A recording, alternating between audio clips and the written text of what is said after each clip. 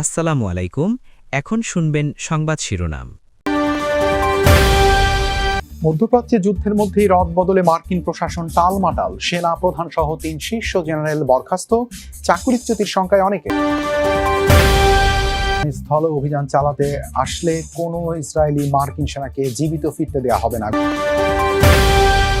সুনামগঞ্জে টানা বৃষ্টিতে হাওড়ে নতুন নতুন এলাকা প্লাবিত, ডুবছে কাঁচা ধান, দিশেহারা হাজারো প্রান্তিক কৃষক। দিনাজপুরের নবাবগঞ্জে বিপুল পরিমাণ ঘোড়ার মাংস জব্দ, আটক ৩ জনকে ১ বছর করে কারাদণ্ড দিয়েছেন ভ্রাম্যমাণ। এতক্ষণ শুনছিলেন সংবাদ শিরোনাম। এখন শুনবেন বিস্তারিত। ইরান যুদ্ধের মধ্যেই টালমাটাল, মার্কিন প্রশাসন সেনা প্রধান সহ একসাথে ৩ শীর্ষ জেনারেলকে বরখাস্ত করেছে পেন্টাগন। বার্তা সংস্থা রয়টার্স বলছে, চাকরি হারানোর শঙ্কায় FBI director Kash Patel, army secretary Daniel Driscoll ও শ্রমমন্ত্রী লরি সাভেজো। এর আগে বৃহস্পতিবার অ্যাটর্নি জেনারেল পাম বন্ডিকেও সরিয়ে দেন ট্রাম্প।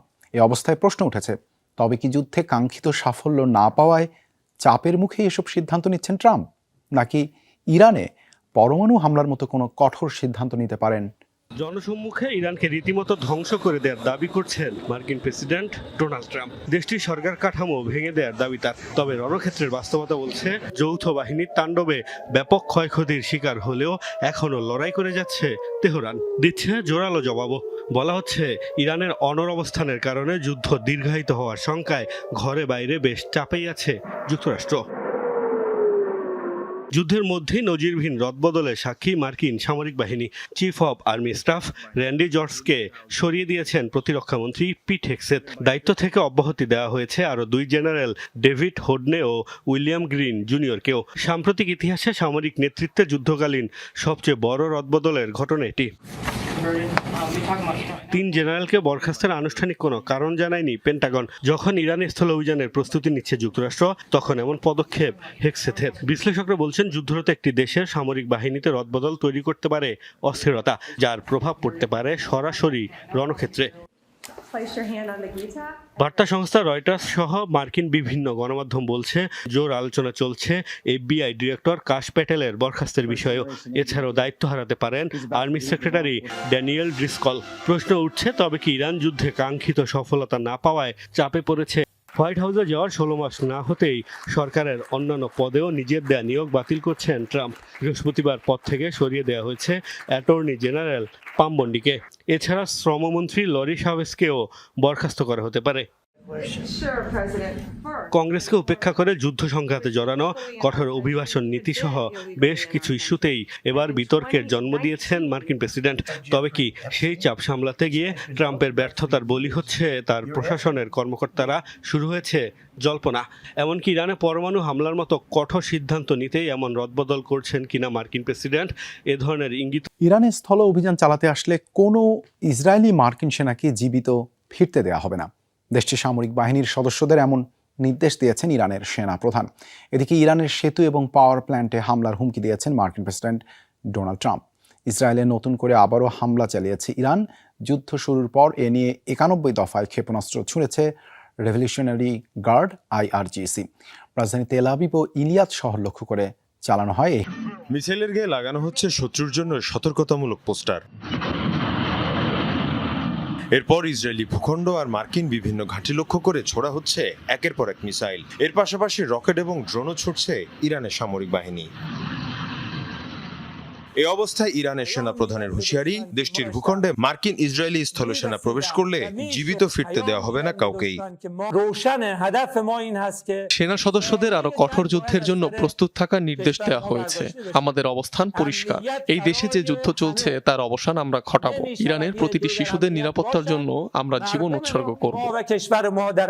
এদিকে ইরানের পাওয়ার প্ল্যান্ট এবং সেতুর মতো স্থাপনায় হামলা চালানোর হুমকি দিয়েছেন মার্কিন president Donald Trump.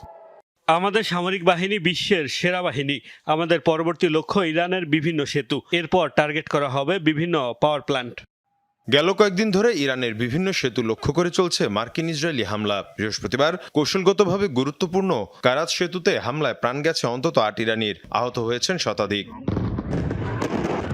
Mir Mushfika Hasan, Jamuna news.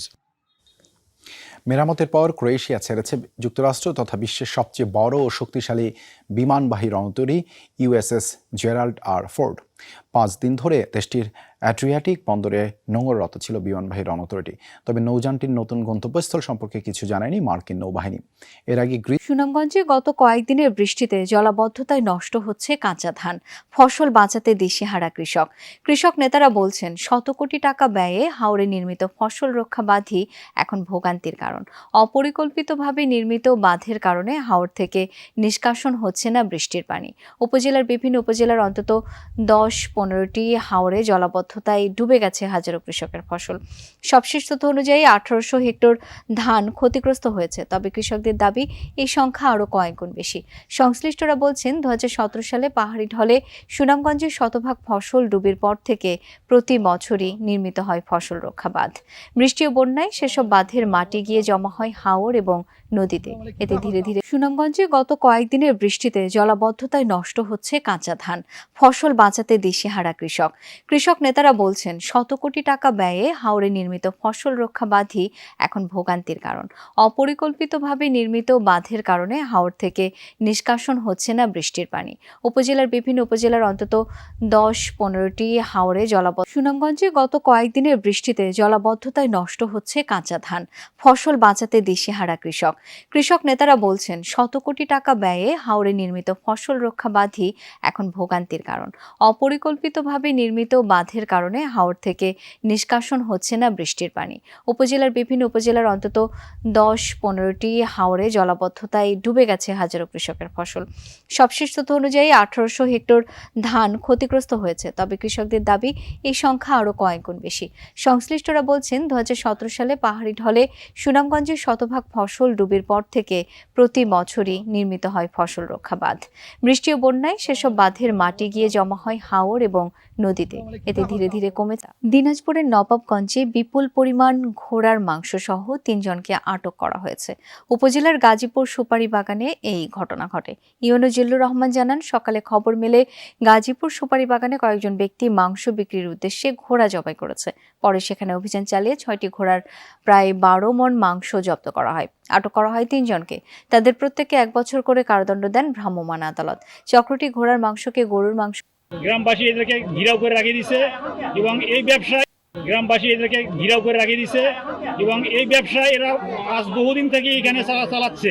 একজন হচ্ছে মোহাম্মদ আব্দুল্লাহ, ওর বাড়ি হচ্ছে নেত্রকোনা, মোহাম্মদ রুবেল, ওর বাড়ি হচ্ছে রংপুর সদর, এবং একজন হচ্ছে রবিউল ইসলাম, এর বাড়ি হচ্ছে নীলফামারীতে।